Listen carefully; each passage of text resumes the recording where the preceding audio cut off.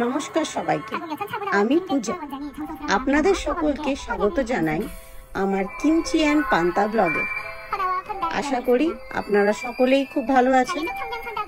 আজকের এই ভিডিওতে আমি আপনাদের কোরিয়ান ট্রেডিশনাল টি ফেস্টিভ্যাল নিয়ে কিছু বলবো এবং তার সাথে ভারতের সাথে কোরিয়ার যে কত পুরনো সম্পর্ক আছে তা নিয়েও কথা বলবো। গত বছর 2024 সালের নভেম্বর মাসে বুসানে আমরা একটি কোরিয়ান টি ফেস্টিভ্যাল অ্যাটেন্ড করার সুযোগ পাই। এই টি ফেস্টিভ্যালটি অর্গানাইজ করে বুদ্ধিস্ট মঙ্করা। কোরিয়াতে চা পান শুধু একটি পানীয় গ্রহণের অভ্যাস নয়, এটি একটি সাংস্কৃতিক ও আধ্যাত্মিক অভিজ্ঞতা। কোরিয়ান ট্রেডিশনাল টি ফেস্টিভ্যাল প্রতি বছর অনুষ্ঠিত হয়, যেখানে কোরিয়ার বহু বছরের পুরনো চা সংস্কৃতি উদযাপন করা হয়। এই উৎসবে সাধারণত হানবুক পরা লোকজন অংশগ্রহণ করে। হানবুক হলো কোরিয়ান ট্রেডিশনাল ড্রেস। এই উৎসবে বিভিন্ন রকমের কোরিয়ান চা যেমন ওলং চা, হাচা এবং গ্রিন টি পরিবেশন করা হয়। সাথে থাকে কোরিয়ান ট্রেডিশনাল সুন্দর সুন্দর টিপট সেট।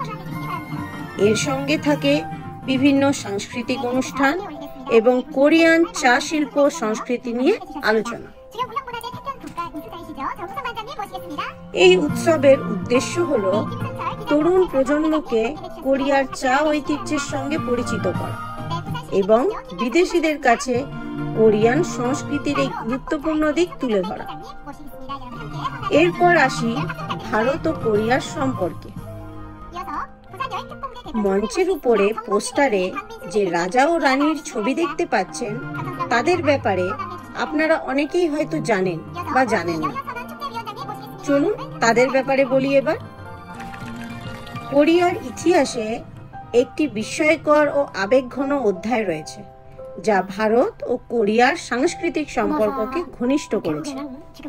এই কাহিনী মূলত গায়ার প্রথম রাজা, বর্তমানে গিমেহে শহর, কিং কিম সুরো এবং ভারতীয় রানী সুরিরত্নাকে কেন্দ্র করে গড়ে উঠেছে।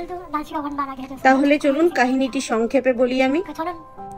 কোরিয়ান কিংবদন্তি অনুসারে প্রায় 2000 বছর আগে ভারতীয় অযোধ্যার এক রাজকুমারী সমুদ্র পথে কোরিয়ায় এসেছিলেন এবং কোরিয়ার গায়া রাজ্যের প্রতিষ্ঠাতা কিং কিম সুরোকে বিয়ে করেন। এই রানীর নাম ছিল সুরিরত্না, যিনি পরে রানী হিয়ং হং ওক নামে পরিচিত হন। এই গল্পটি কোরিয়া ও ভারতের মধ্যে একটি ঐতিহাসিক ও সাংস্কৃতিক সংযোগ স্থাপন করে। এটি কোরিয়ার ঐতিহ্য ও ইতিহাসের একটি গুরুত্বপূর্ণ অংশ এবং অনেক কোরিয়ান বংশ এটিকে তাদের পূর্বপুরুষ হিসাবে বিবেচনা করে। কোরিয়ার অনেক পরিবার এই সম্পর্ককে সম্মান করে এবং এটি কোরিয়া ও ভারতের মধ্যে সম্পর্ককে আরও শক্তিশালী করে। এই গল্পটি একটি ঐতিহাসিক ঘটনা, যা কোরিয়া ও ভারতের মধ্যে বন্ধুত্বপূর্ণ সম্পর্ক স্থাপন করে। তোমাদের কারোর যদি এই সম্পর্কে আরও বেশি কিছু তথ্য জানা থাকে, কমেন্টে অবশ্যই জানিও আমাকে।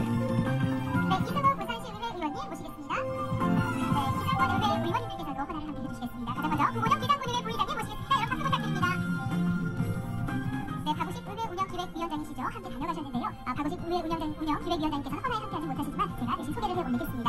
이어서 또 소개해드리겠습니다. 박기조 문화복지행정위원장님 헌화해주시겠습니다.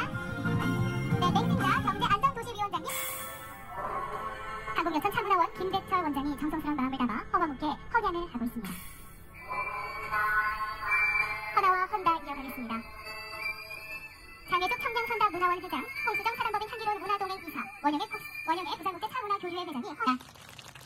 고맙습니다. 이어서 내빈 소개를 겸한 헌화를 하겠습니다. 호명되시는 분들은 다 가장 먼저 정정복 기장군수님 참석하셨습니다. 여러분 박수로 맞아주시기 바랍니다.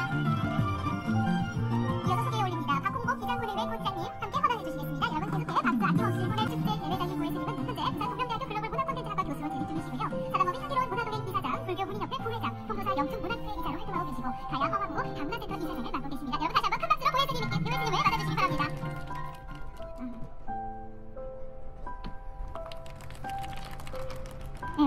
날씨가 안 좋을 줄 알고 추울 줄 알고 걱정을 많이 했는데 다행히 날씨가 참 행사하기에는 좋은 날씨인 것 같습니다. 11일을 맞이하다 보니까 처음에는 못 모르고 지장했다가 지금쯤 되니까 허물이 보일까 가장 걱정이 됩니다. 많은 우리 단체들이 같이 협력을 해주셨기 때문에 오늘 이 자리가 있는 것 같습니다.